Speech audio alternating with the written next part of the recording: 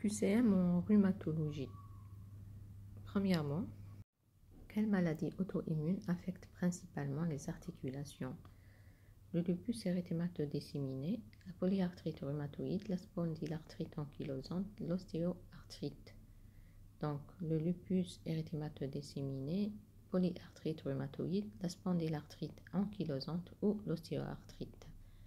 Donc, la réponse, c'est la polyarthrite rhumatoïde. Deuxièmement, quel est le marqueur sérologique souvent associé à la polyarthrite rhumatoïde? Le facteur rhumatoïde, les anticorps anti-CCP, les anticorps anti-DNA ou les anticorps anti-ARN. Donc, quel est le marqueur sérologique souvent associé à la polyarthrite rhumatoïde? La réponse, c'est les anticorps anti-CCP.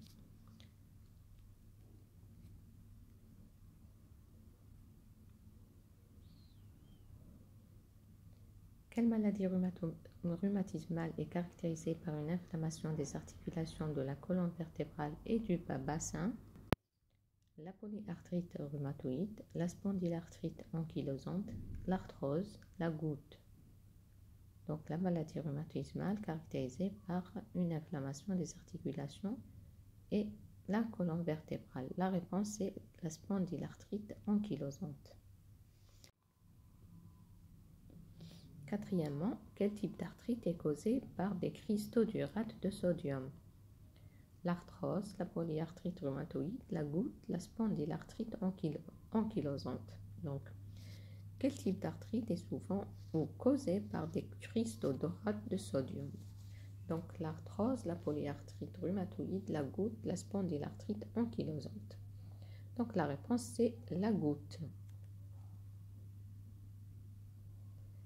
Cinquièmement, quel est le traitement de première intention pour la goutte aiguë?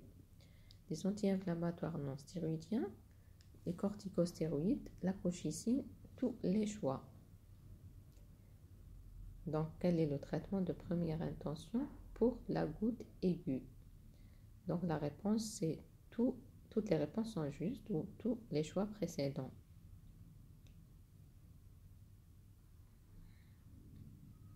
Sixièmement, quel trouble métabolique est associé à la goutte? L'hypercholestérolémie, l'hyperuricémie, hypocalcémie, hyperglycémie. La réponse, donc, c'est l'hyperuricémie. Donc, c'est l'acide urique. Donc, le trouble métabolique associé à la goutte. Donc, c'est l'hyperuricémie. Septièmement, quel est le principal symptôme de la fibromyalgie? Raideur matinale, douleur généralisée, déformation articulaire, gonflement des articulations. Donc, quel est le principal symptôme de la fibromyalgie? Raideur matinale, douleur généralisée, déformation articulaire, gonflement des articulations. Donc, la réponse, c'est la douleur généralisée. Huitièmement, quelle maladie auto-immune affecte principalement les articulations et les tissus conjonctifs? Polyarthrite rhumatoïde, la spondylarthrite ankylosante, le lupus érythémateux disséminé, la fibromyalgie. Donc, quelle maladie auto-immune qui affecte principalement les articulations et le tissu conjonctif? La réponse, c'est le lupus érythémateux disséminé. Neuvième question, quel est le terme médical pour l'usure du cartilage articulaire? Donc, ossification, arthrite, arthrose, ostéoporose. Donc, quel terme médical pour l'usure, pour dire qu'il y a une usure du cartilage articulaire? Donc, ossification, arthrite, arthrose, ostéoporose. Donc, la réponse, c'est arthrose. Dixième question, quel est le signe radiologique classique de l'arthrose? Érosion osseuse, synovite, élargissement de l'espace articulaire. Ossification. Donc, quel est le signe radiologique classique de l'arthrose? Érosion osseuse, synovite, élargissement de l'espace articulaire, ossification. Donc la réponse c'est l'élargissement de l'espace articulaire. 11e question. Quelle est la principale cause de la spondylarthrite ankylosante? Infection bactérienne, génétique, traumatisme, cause inconnue.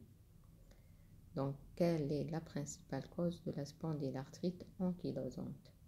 Donc, infection bactérienne, génétique, traumatisme ou cause inconnue. La réponse c'est génétique.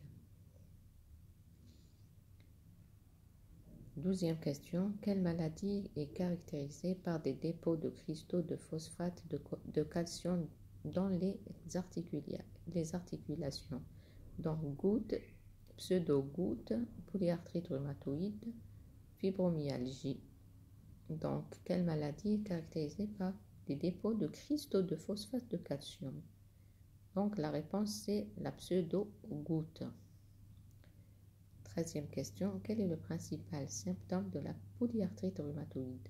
Douleur au niveau des gros orteils, douleur au niveau du dos, raideur matinale prolongée, gonflement des genoux. Donc, quel est le principal symptôme de la polyarthrite rhumatoïde? Douleur au niveau des gros orteils, douleur au niveau du dos, raideur matinale prolongée, gonflement des genoux. La réponse c'est la raideur matinale prolongée.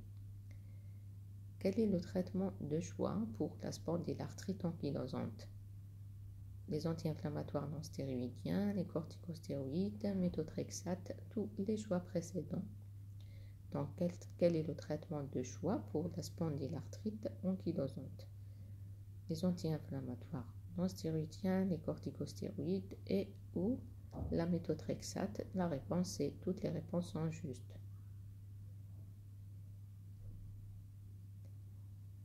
Quelle maladie est caractérisée par des nodules rhumatoïdes sous la peau? Polyarthrite rhumatoïde, spondylarthrite ankylosante, lupus érythémateux disséminé, la fibromyalgie. Donc, les nodules rhumatoïdes se trouvent donc dans la polyarthrite rhumatoïde. La réponse juste, c'est A. Quelle est la 7e question? Quel est le principal facteur de risque de développer une ostéoporose? L'obésité, tabagisme, exercice régulier, consommation de calcium. Donc, quel est le principal facteur de risque de développer une ostéoporose? L'obésité, tabagisme, exercice régulier, consommation de calcium. Donc, la réponse c'est le tabagisme. 17e question. Quel est le mécanisme d'action principal des biphosphonates dans le traitement de l'ostéoporose? Stimulation de la formation osseuse, inhibition de la résorption osseuse, réduction de l'activité des ostéoclastes. Tous les choix précédents. Donc, quel est le mécanisme d'action des biphosphonates? La réponse est la réduction de l'activité des ostéoclastes. Quelle est la principale complication de l'ostéoporose? Déformation articulaire, fracture osseuse, inflammation chronique, gonflement des articulations. Donc, la principale complication de l'ostéoporose: déformation articulaire, fracture osseuse, inflammation chronique, gonflement des articulations. Donc, la réponse c'est les fractures osseuses. Quel est le traitement de première intention pour l'ostéoporose? Biphosphonate, corticostéroïdes, anti-inflammatoires non stéroïdiens. Tous les choix précédents. Quel traitement de première intention pour l'ostéoporose? Biphosphonate, corticostéroïdes, anti-inflammatoires non stéroïdiens. Tous les choix précédents. Donc la réponse c'est les biphosphonates. Bon courage et à la prochaine.